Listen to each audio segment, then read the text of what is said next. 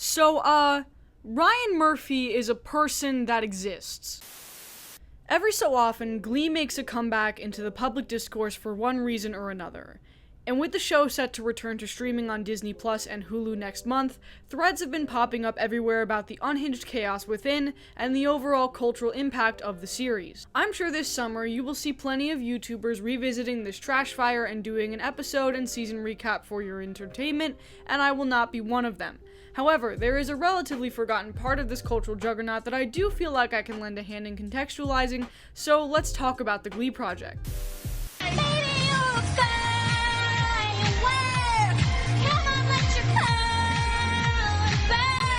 Make them go, you're gonna leave them falling down.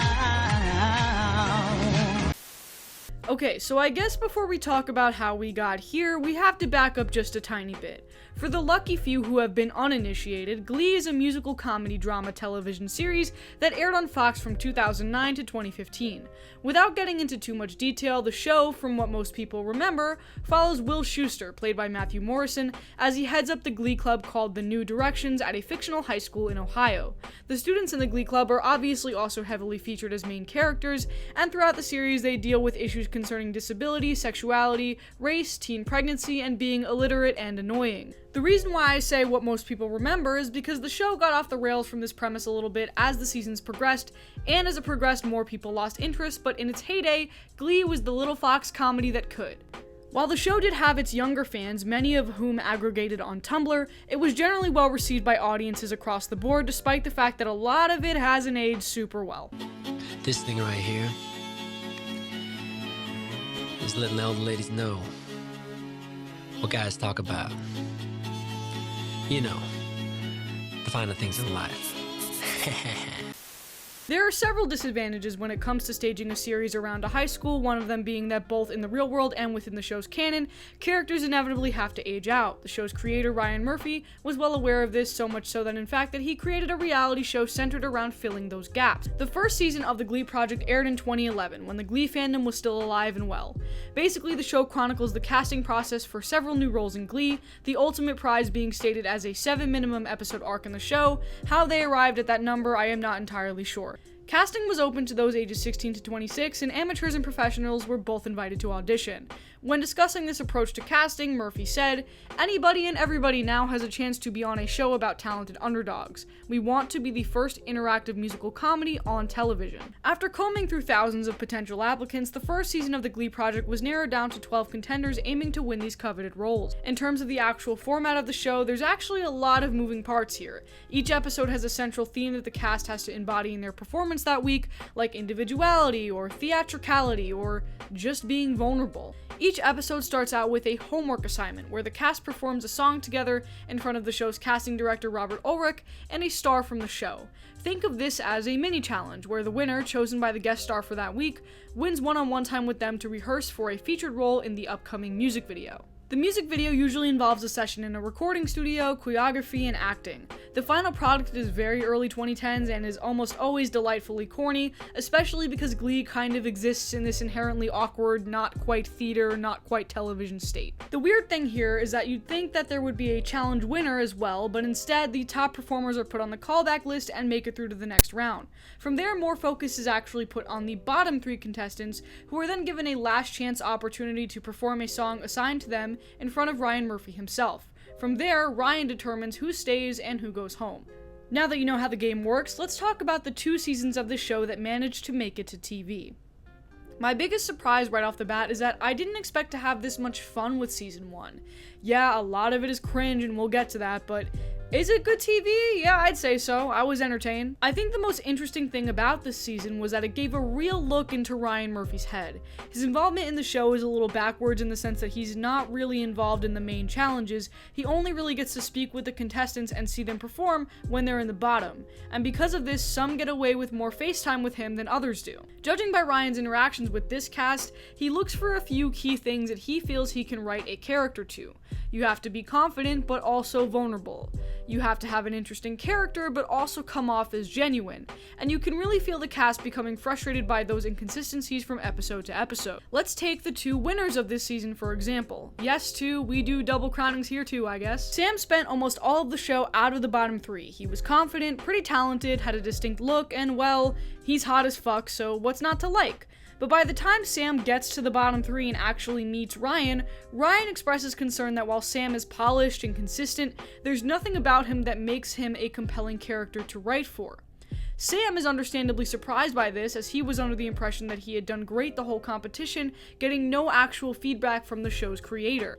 This is really only rectified when he and Ryan have a conversation about Sam's Christianity, and Ryan's long professed desire to write a Christian character into Glee, which, like, the whole point of acting is being able to portray something you aren't as much as what you already are, but whatever, this is life according to Mr. Murphy. Then take Damien, who, okay, I get it, he's sweet, he's tall, he's Irish, but was in the bottom 3 almost every episode. However, the more he actually gets to talk with the show's creators, the more you can see Ryan taking a liking to him for who he is as a person, which I personally believe is what allowed him to win the show along with Sam. Damien was not the best singer or dancer or actor, but he was, cool and foreign and had a nice personality, and something there just kind of clicked. So it's a reality competition show where technical skill doesn't really mean much in the grand scheme of things. Which is really a goddamn shame considering that Alex Newell, who went on to star in Glee anyway, is head and shoulders above everyone else in the cast and the vocal department. I mean, the best moment of this entire show is when he gets in drag and sings Dreamgirls for his last chance performance. It is incredible. Alex and fellow top 4 competitor Lindsay Pierce, who is basically this show's Rachel Berry, both ended up winning 2 episode arcs in Glee, and Lindsay is on Broadway now, so alright, everyone who made it to the end got a pretty sweet deal. Let's talk about some other members of this cast though. I personally found myself rooting for Hannah the whole way through, because to me she embodied exactly what Ryan was looking for, but just really bad at communicating, which is a genuine person. She was so funny and positive and gave every challenge her all, and I really would have loved to see her in the top 4 over Damien, but this show has a hard-on for tall, attractive white men, no matter how much they pretend it doesn't. Which brings me to Cameron, which, I'm divided on Cameron. For those who haven't watched the show, he's a young, all-American Christian boy with a girlfriend back home, so there's a few challenges where he's visibly uncomfortable with the idea of having to act romantically or sexually toward other cast members. This all comes to a head when Lindsay kisses him during their paired music video challenge, and he later declines to kiss Hannah when a similar scene calls for it. In the situation with Hannah, I obviously appreciate that the show respected his boundaries and did not force him to do something he wasn't cool with, but I also get Ryan's argument later on in the episode where he says that actors need to be pushed out of their comfort zone if the script calls for it. What I'm curious about is what his expectations were beforehand in the pre-casting of this process, because I would imagine that physical relations with other actors is something that would be touched on if you're auditioning for a role in something like Glee, but I can't speak to what he was actually told. You can clearly tell that the showrunners were really pushing for Cameron to just get with it despite his reluctance in almost every challenge, because Ryan looked at this dude's face and his glasses and his little guitar and saw dollar signs in his eyes. Cameron quits the competition when he realizes it just isn't for him, propelling Damien forward as he was almost eliminated at that point.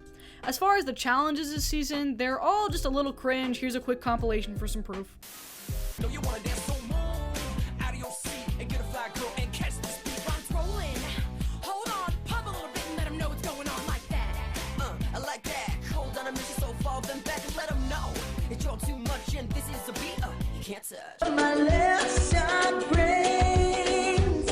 I knew I wouldn't forget you, so I went and let you blow my mind. This time, baby, I'll be bulletproof. Real quick note, I was dying during the music video where they all had to get slushied, because when you're watching this through like a bootleg screen recording on Dailymotion, the slushie just looks like cum. I'm just gonna say it. I will not be silenced. I'm sure it looks better in normal resolution because I don't remember feeling this way when I saw it happen on Glee, but the slushie looks like cum. It looks like they're getting cum shots in the face. I am moving on now, thank you. Anyway, there's only one challenge that I had a big issue with, and I think it's what I find frustrating about this show in general. In the 3rd episode, aptly titled Vulnerability, the contestants are told to come up with one word that defines them or shows what they're insecure about. Those words are then put on signs for them to wear. Damien and Cameron walk around with signs that say numb and misunderstood, while Hannah and Alex get to parade around with signs that say fat and gay. And yes, I know they chose those words themselves, and those aren't bad words, but I just feel like this is my moment to communicate to all reality TV producers out into the ether that prompting contestants to share their insecurities is not vulnerability. When a judge or a host on any show, not just this one, says they're looking for you to be vulnerable, that's what they mean. They're looking for you to tell them what you are insecure or sad about, as if that makes you a better contestant in a skill-based competition. Vulnerability is not a trading card stat. It's a thing that happens when you're allowed to just be a person. Alright, that's my soapbox really quickly before we move on to season 2. Oh wait, also really quickly, this guy, Bryce, who got eliminated in the first episode, has a bunch of music on TikTok. Like, he sings that Sour Patch Kids song.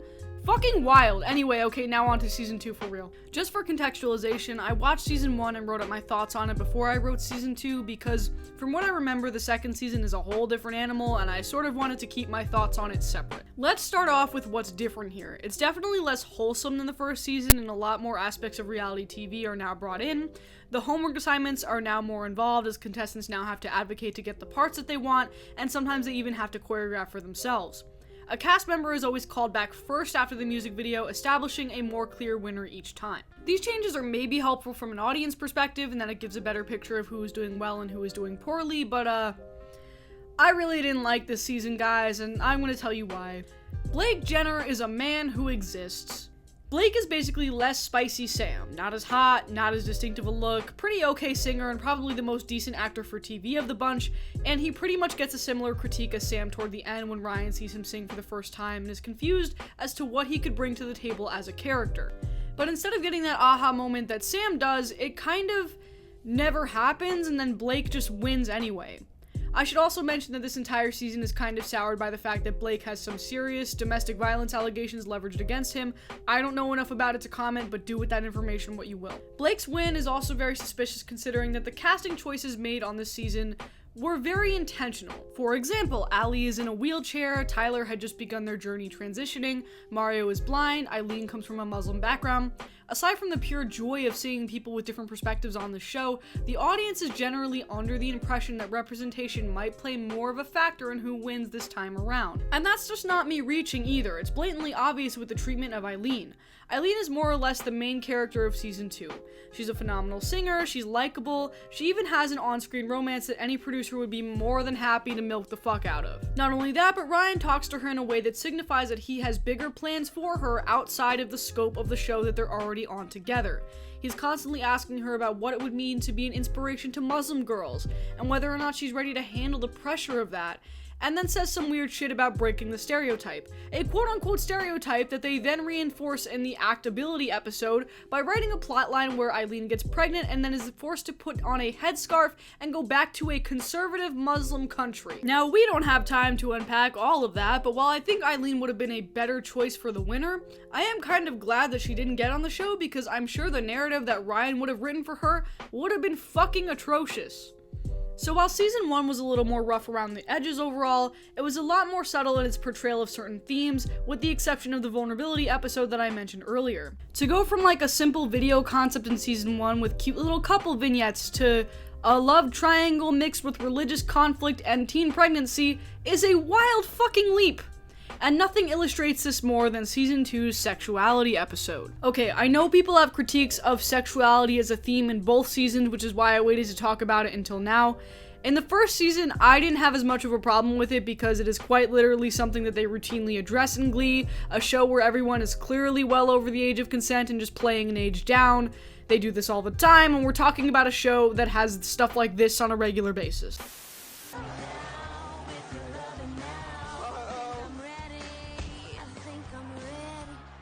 Britney Spears sex riot.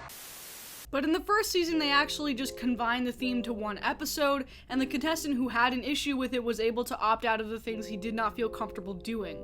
And the concept was inoffensive enough, couples having a flirty encounter to Teenage Dream by Katy Perry. Contrast this with the sexuality episode in this season, where the music video involves everyone getting uncontrollably horny in a science class. Sure, it's a little weird, but it gets weirder when it comes to the treatment of one particular contestant. Nelly was arguably the best singer on this whole season, and you can fight me on that. She was very clearly a different vibe than the rest of the women in the cast. She wasn't theater trained and was naturally more introverted. Certainly something different, which is what Ryan often says he's looking for. But of course the show is all about pushing you out of your comfort zone, and Nellie in this instance rises to the occasion. She's got the sexy attitude, the look, she even gets called first after the music video because of the good job that she did. The issue is that they do this to her again in the Fearless episode where everyone is in a pool wearing a swimsuit, and they give her the sexy part a second time, which she clearly already proved to the audience and the showrunners that she could do if necessary. At this point, it is just blatantly making her uncomfortable. And then they take this a step further in the next episode where everyone gets a music icon to portray, and they give Nellie Britney Spears. Meanwhile, this woman, sitting right next to her, is not Britney Spears. You're telling me you're not going to cast this woman as Britney Spears? So we then have to sit through yet another episode of Nellie having to fake being sexy and then being told that she doesn't want to be on Glee badly enough when she is clearly tired of this shit. Nellie sort of became a martyr for the bad reputation of this season when she was eliminated, and it's very easy to understand why. Because Ryan only wants to write different characters when there is a different thing about you that he can exploit, otherwise he just wants to write about a tall white guy with brown hair and nice teeth. Other rapid-fire highlights from this season. I know most people found Lily to be annoying, but I kind of love that she wasn't the typical self-conscious plus-size character and just truly did not give a fuck when they were trying to put her into that mold. Allie was way too polished for this mess, and I'm glad she just went on to do theater instead. That's clearly what she's good at. And it's so funny that they have them sing Keep Holding On by Avril Lavigne in this season, like they just did in the last one. My guess is they just didn't want to find a new arrangement or didn't have time to teach it to everybody. I don't know. I also don't really understand why they went from basically giving 4 people roles on the show in the first season to just 1 in the second.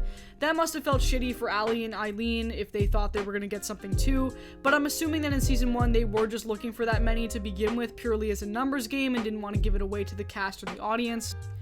Okay, so what have we learned here? I think the difference between the Glee Project and other reality shows is that this cast was chosen for one thing: potential. The philosophy here is all about growth. Rachel Berry and Chris Colfer were cast on Glee because they were perfect. These kids were all mostly cast because they aren't. And I wish Ryan's choices in the end reflected that a little more, because it really is a beautiful and rare thing.